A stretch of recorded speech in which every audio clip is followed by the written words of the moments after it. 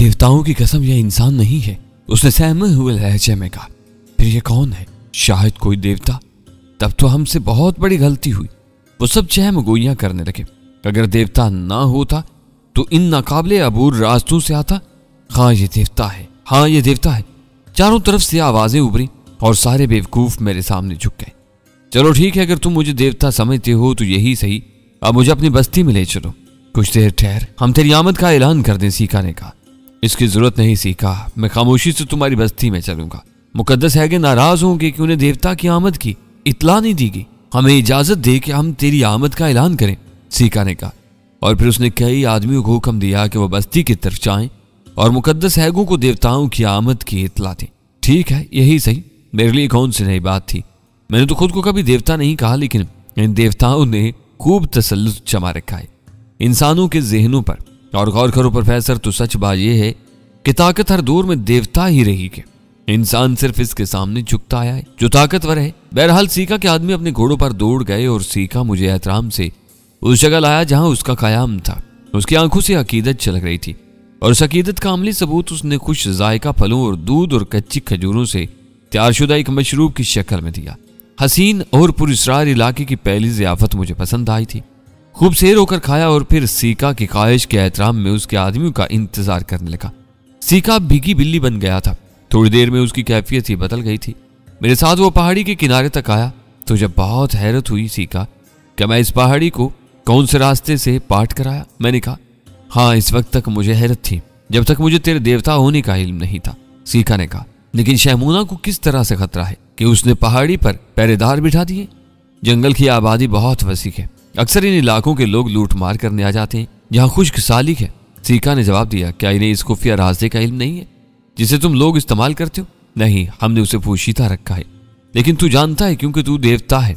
मैं नहीं जानता, तुम मुझे बताओ, सीका। मैंने कहा, तू सब जानता है मुकद्दस देवता, तू कौन सी बात नहीं जानता। फिर भी तू मुझे बता सीका, रास्ता कहाँ है?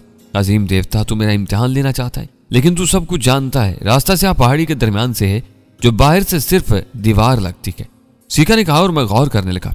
शायद मैंने भी उससे आप पहाड़ी को देखा था और नजरअंदाज कर दिया था। बहरहाल इतना ही काफी था, रास्ता मैं खुद तलाश कर सकता था। क्या वो रास्ता नेमून के इल्म में भी नहीं है? मैंने पूछा और सीका के चेहरे पर जलजले के आसार पैदा हो गए। देवता रहम करे, अगर कभी सान बारे में तबाही नाजिल हुई तो नेमून को वो रास्ता खुद ब खुद मालूम हो जाएगा। नेमून ने कभी इधर का रुख नहीं किया, सिर्फ एक बार।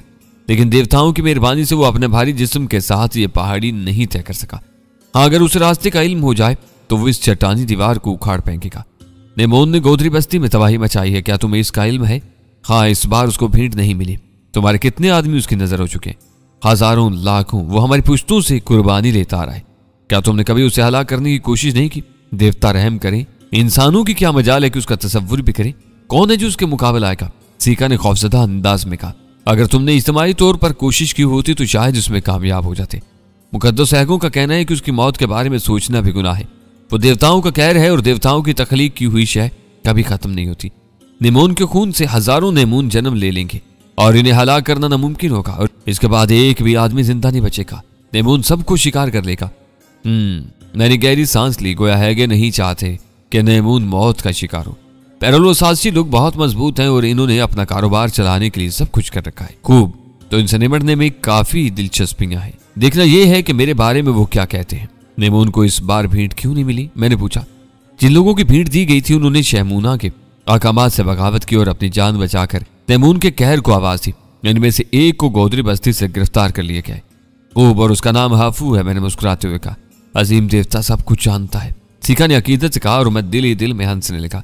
जो कुछ मैं जानता हूं दर हकीकत मैं ही जानता हूं। काफी देर गुजर गई और फिर बस्ती के सबसे बड़े दरवाजे में से मैंने बेशुमार सिपाहियों को निकलते हुए देखा।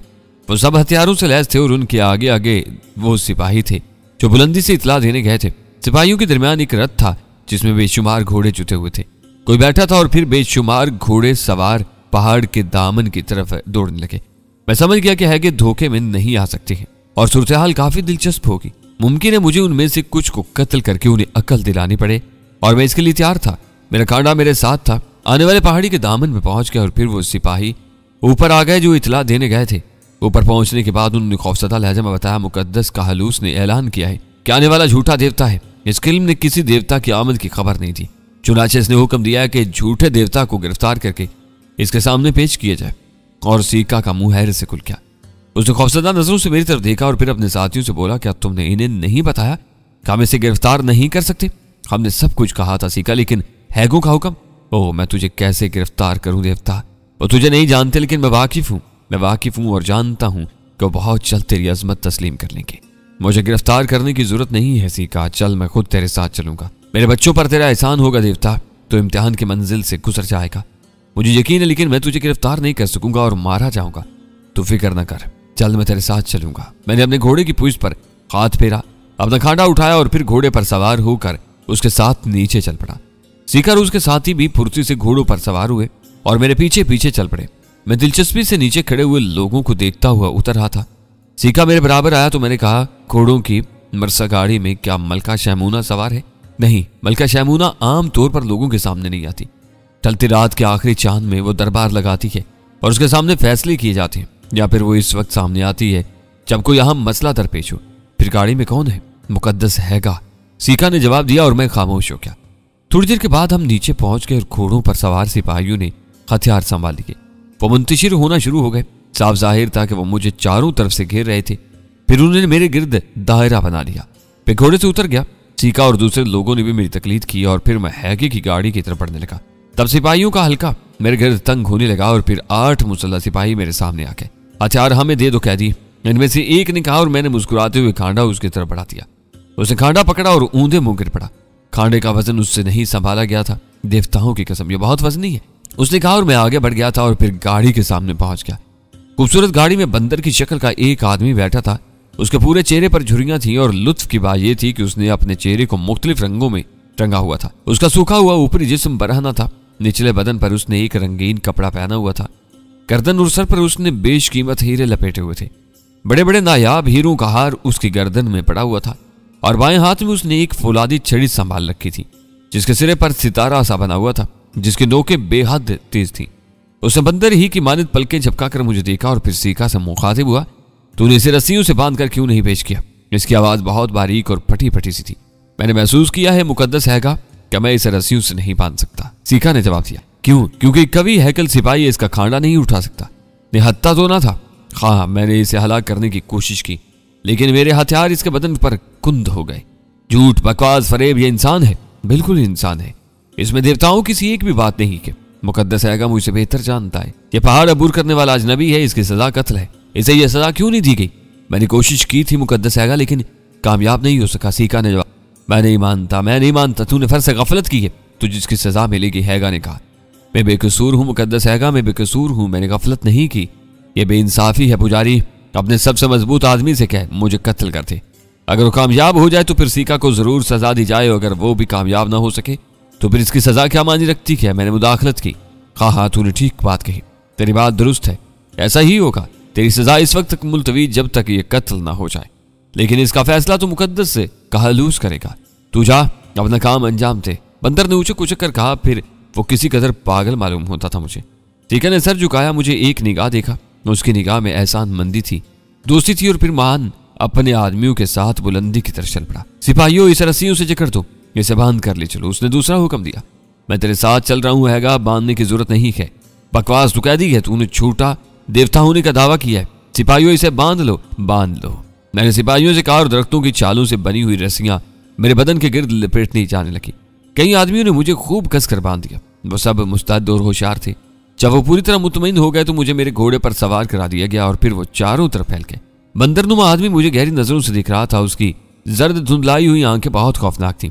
मैंने मुस्कुराते हुए उसे देखा, अब तो खुश है, चलो ले चलो इसे, हैगा ने कहा और मैंने सांस अपने जिस्म में रोकी और फिर जिस्म फुलाया तो मजबूत रस्सियां तर तर करके टूट गई। तब मैंने वकार से अपना घोड़ा आगे बढ़ाया। ये क्या हुआ? अरे ये क्या हुआ? हैगा गाड़ी से चीखा। तो मुझे कैद करके ना ले जा सकेगा हैगे, तेरी कोशिश नाकाम रहेगी।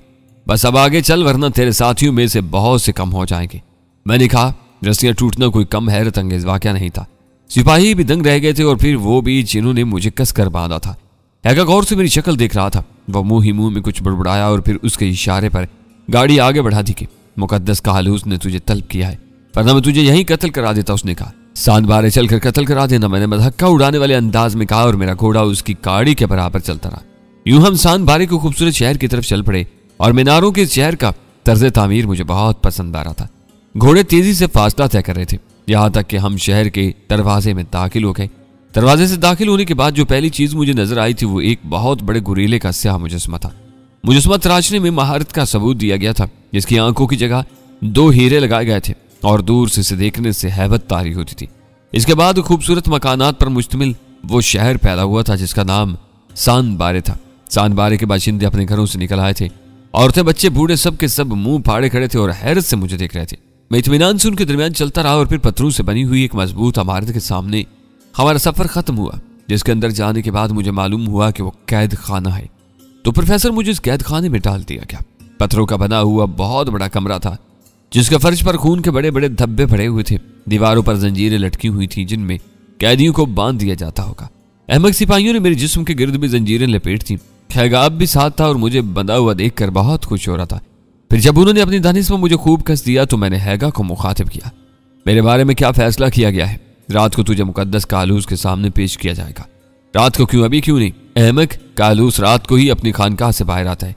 तुझे रात तक इंतजार करना चाहिए। ओह ठीक है, मैं इंतजार कर लूंगा, मैंने कहा और हैगा वापस मुड़ा। सुनो, मैंने उसे रोका और वो रुक गया। रात के बाद मैं इंतजार न कर सकूंगा और हाँ, मेरे आराम करने के लिए एक बिस्तर का बंदोबस्त कर दिया जाए। यह जंजीरें कालूस को मेरी तरफ से पेश कर देना। मैंने अपने जिस्म को झटके दिए और फौलादी जंजीरों की कड़ियां खुलने लगी। सिपाहियों ने खौफजदा अंदाज में हथियार संभाल लिए थे और बंदर उछलकर दूर खड़ा हो गया। खाने पीने का इंतजाम भी माकूल होना चाहिए। मैंने आखिरी जंजीर भी कच्चे धागे की माने तोड़कर उसके सामने फेंकते हुए कहा। बंदर के चेहरे पर अजीब से तासुरात थे। फिर उसने बुखलाए हुए अंदाज में कहा, चलो बाहर चलो, बाहर चलो, चारों तरफ फैल जाओ। अगर ये भागने की कोशिश करे तो इसकी टांगे काट देना। और फिर वो खुद जल्दी से बाहर निकल गया। इसके पीछे ही बदहवास सिपाही भी बाहर निकल गए और कारखाने का चट्टानी दरवाजा बाहर से बंद कर दिया गया। मैंने गहरी सांस ली। ये कार और इसका दरवाजा मेरे लिए कोई हैसियत नहीं रखते थे, लेकिन तन्हाई मिली थी। इस तन्हाई में थोड़ा सा वक्त गुजार कर मैं सान बारे के बारे में सोचना चाहता था। यहाँ के लोगों के बारे में गौर करना चाहता था। इन लोगों के साथ क्या सलूक किया जाए? आया इन्हें भी अपनी देवतायत से मरूब किया जाए या दूसरे तरीके इस्तेमाल किए जाए? हालांकि मेरे लिए कोई मजबूरी नहीं थी। वक्त जैसा भी हो इसके मुताबिक काम किया जाए। मैं कैद खाने की एक दीवार से पूछ लगाकर बैठ गया और गुजरे हुए वाकयात के बारे में सोचने लगा। तवील अरसा हो गया था मैंने मुस्तकबिल के बारे में कोई नई बात नहीं जानी थी। मैंने आसमान पर आने वाले हालात के नक्शों का मुतालिया नहीं किया था। यूं समझो प्रोफेसर की जिंदगी के ये साल तारीख गुजरे थे। मैंने सिर्फ वक्त जाया किया था, सिवाय कुछ मखसूस वाकयात के जो मुझे पेश आए थे, और कोई तहकीकी काम नहीं हुआ था। लेकिन मैंने खुद को इस अंदाज में तसल्ली दी, मेरी जिंदगी तो एक तवील सफर है। सदियों के इस सफर में अगर चंद लम्हात ठहर जाते हैं तो क्या मुजायका है? अभी तो जिंदगी बहुत तवील है। माओ साल का जखीरा बेपनाह है। इसमें से कुछ जाया हो गया तो कौन सी ऐसी कयामत आ गई? और फिर मेरी जिंदगी का कोई तौर तो नहीं है। बस वाकयात से पुर जिंदगी में जो लम्हात आए हैं इसे रवा दवा रखने के लिए जरूरी है। मैं इन्हीं में तब्दीलियां क्यों करूं? सफर तो सफर है, जिसमें कुछ भी नजर आए। हाँ, इनमें जो हैसियत रखूं वही मेरे लिए मुनासिब और मुमकिन है। मैं लम्हात का तरद्दुद क्यों करूं?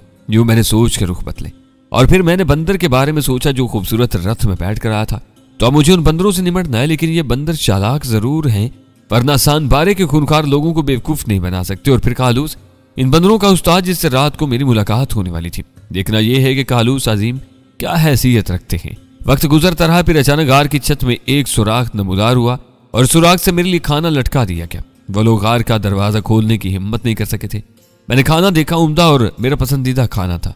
मैंने उसे कबूल कर लिया। वैसे मैंने सोचा कि फौरी तौर पर इनसे ताउन करूं, इसके बाद हालात जो भी हूं इसके मुताबिक काम करना मुनासिब होगा। खाने के बाद इत्मीनान से लेट गया और रात होने का इंतजार करने लगा। छत का सुराख खुला रहने दिया गया था। वो मेरे फरार का रास्ता नहीं बन सकता था, इसलिए उन्होंने उसकी परवाह नहीं की। इस सुराख से तेज हवा आ रही थी जिसने गार की घुटन को खत्म कर दिया। इस सुराख से चांदनी अंदर आई जिसने रात का एहसास दिलाया। और फिर चांद गार से गुजरने लगा तो बाहर बेशुमार लोगों की बिनबिनाहट सुनाई थी। ये आवाजें गार के दरवाजे से सुनाई दे रही थी। और फिर दरवाजा खोले जाने लगा। दरवाजा खुल गया और एक बहुत बड़े सर ने अंदर झांका। उसके हाथ में एक भारी गुरज था। बाहर आ जाओ कैदी, तुम्हें मुकद्दस कालूस आजम ने तलब किया है। उसकी आवाज की गड़गड़ाहट गूंजी।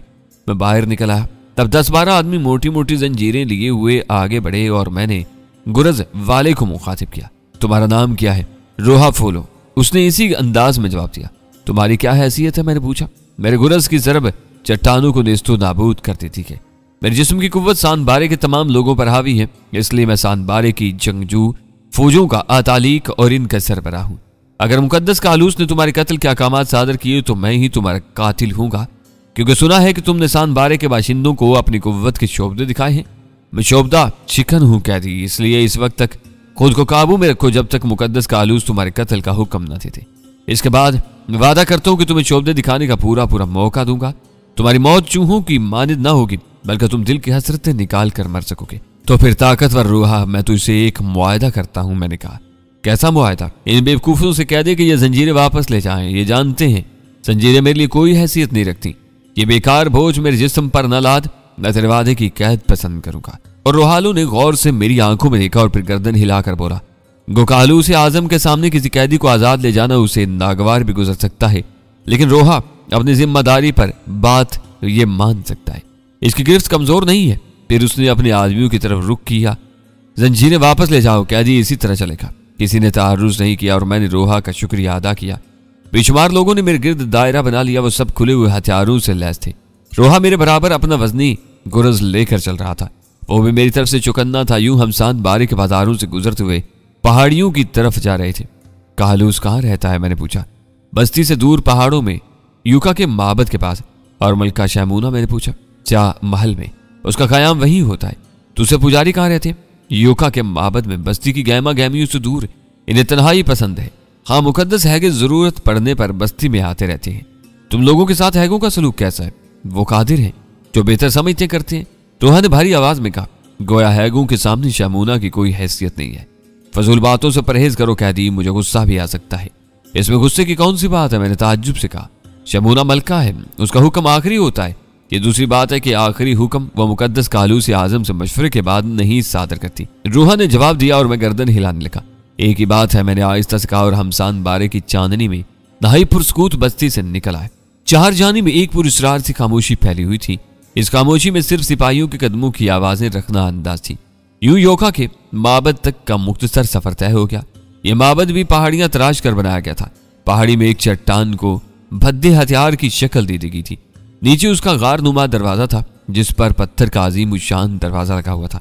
दरवाजा खोलने के लिए एक चरखी करीब ही लगी हुई थी। ये चरखी भी भारी पत्थरों से तराशी गई थी और उसे कई आदमी मिलकर घुमा सकते थे। चुनाचे चंद अफराद चरखी की तरफ बढ़े और फिर एक जबरदस्त गड़गड़ाहट के साथ दरवाजा खुल गया।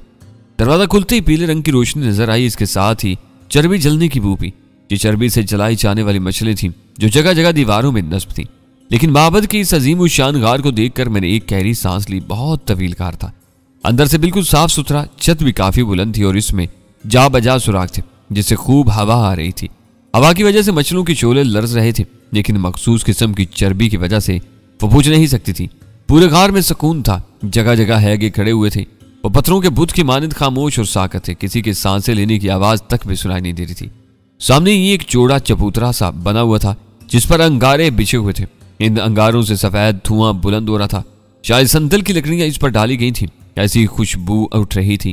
गर्ज इंतहाई पुरस्कार माहौल था। मुझे एक मखसूस हिस्से में ले जाकर खड़ा कर दिया गया। सिपाही कुछ तो बाहर ही रह गए थे। हाँ, रोहा और तकरीबन 10 मुसल्ला आदमी अब भी मेरे गिर्द खड़े थे। यह मुकद्दस कालूस का दरबार है, रोहा ने कहा। खूब, कालूस कहाँ है? मैंने पूछा। अभी चंद लम्हात के बाद उसकी जियारत होगी। मैंने गर्दन हिला दी।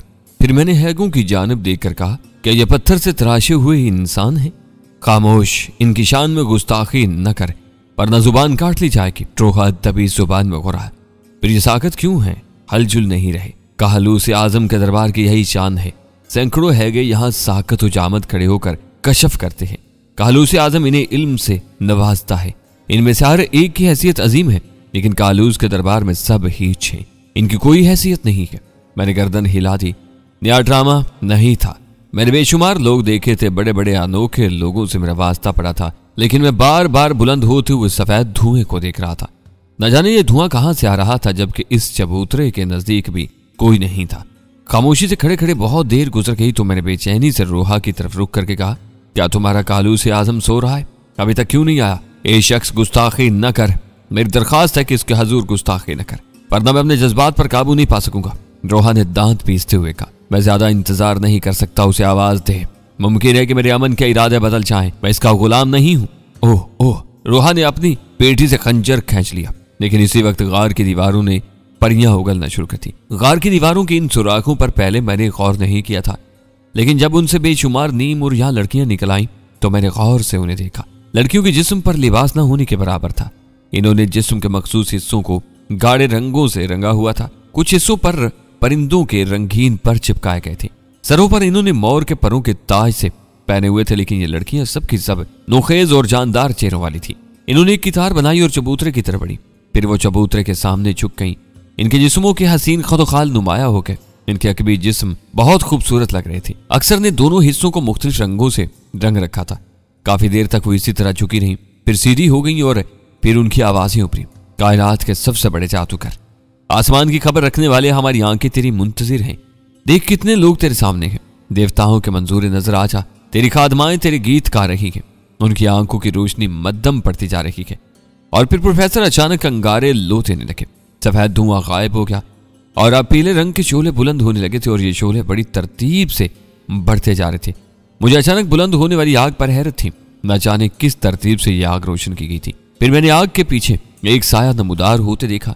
लग रहा था जैसे कोई जमीन से निकल रहा हो। यकीनन ये साया आग के दूसरी तरफ साफ जगह में था। एक इंसानी साया आग के अक्कम में साफ नजर आने लगा। इसका ऊपरी जिस्म बरहना था, शायद निचला जिस्म भी लिबास से आरी था, लेकिन आग के शोले उसे लपेट में लिए हुए थे, इसलिए साफ अंदाजा नहीं होता था। और गीत खत्म हो गया। सर झुक है, झुकने वाले उसके हुक्म के बगैर सर नहीं उठा सकते थे। लेकिन मैं बेबाक निगाहों से उस चौबदा बाज को देख रहा था, जिसके हाथ में वैसी ही लंबी छड़ी थी जैसी मैंने पहले हैगे के हाथ में देखी थी। उसने छड़ी बुलंद की और बोला, मैंने तुम्हारी ताजीम कबूल की। और झुके हुए सर उठ गए। तब पुरस्कार वजूद आग के सबूतरे में दर आया और मैंने गौर से उससे देखा। वो शोलों के दरमियान आलती पालती मार कर बैठ गया था। शोले उसके जिस्म को चाट रहे थे। क्या अपना ही कोई भाई बंद है, मैंने सोचा। यकीनन वो आग के अंदर सुकून से बैठा हुआ था। बहरहाल मैंने उस पुरस्कार शख्स के बारे में खूब जान लिया था। मैं समझ गया था कोई ना समझ लोगों में क्या हैसियत रखता होगा। रक्स करने वाली नीम बरहना लड़कियां परवानों की मानद उस आग के गिर्द चकराने लगी। एक अजीब सी नाकोस सी एक भयानक आवाज बुलंद होने लगी और इस आवाज के साथ ही किसी पत्थर पर एक मखसूस ताल दी जा रही थी। जो कुछ भी था, माहौल को पुरस्कार बनाने में जो कार्रवाई की गई थी, मैं उसका दिल से मोतरिफ था। बिलाशुबा यहाँ जेनू को गिरफ्त में लिया जा सकता था। नीम बरहना लड़कियां अब बेबाक होती जा रही थी। उनकी रफ्तार तेज होती जा रही थी और उनके रक्स में एक अजीब हिजान सा पैदा हो गया था। मैं इस रक्स से खासा महजूज हुआ और मैंने सोचा कि किसी दरबार में ऐसा रक्स क्या मानी रख सकता है। इसके साथ ही मेरी निगाहें आग में बैठे हुए शख्स को भी देख रही थी, जिसका चेहरा अब खूब चमक रहा था। यकीनन वो मादर जाद बरहना था और उसका चेहरा भी झुर्रियों से भरा हुआ खूब भयानक था। कई मिनट के बाद उसने छड़ी उठाई और रक्स इस तरह रुक गया जैसे किसी मैकेनिज्म को फौरी तौर पर बंद कर दिया गया हो। उसने छड़ी से इशारा किया और रकासाएं लड़कियां एक एक करके उन्हीं सुराखों से अंदर चली गईं। रोहा, भयानक शख्स ने भयानक आवाज में कहा, मुकद्दस कालूस आजम। रोहा आगे बढ़कर चुका। अजनबी को सामने लाओ। रोहा ने गर्दन झुकाई और फिर वो मेरे करीब आ गया। उसने मेरा बाजू पकड़कर आगे बढ़ाने की कोशिश की, लेकिन मैंने दोनों बाजू एक दूसरे से बांध लिए थे और जिस्म सख्त कर लिया था। रोहा की कोशिश मुझे हिला नहीं सकी। तब रोहा ने पूरी तरह मेरे बाजू पर गिरफ्त की और मुझे जोर से झटका देकर कालूस के सामने गिराने की कोशिश की, लेकिन मैं भी कालूस आजम को चंद शोभते दिखाना चाहता था।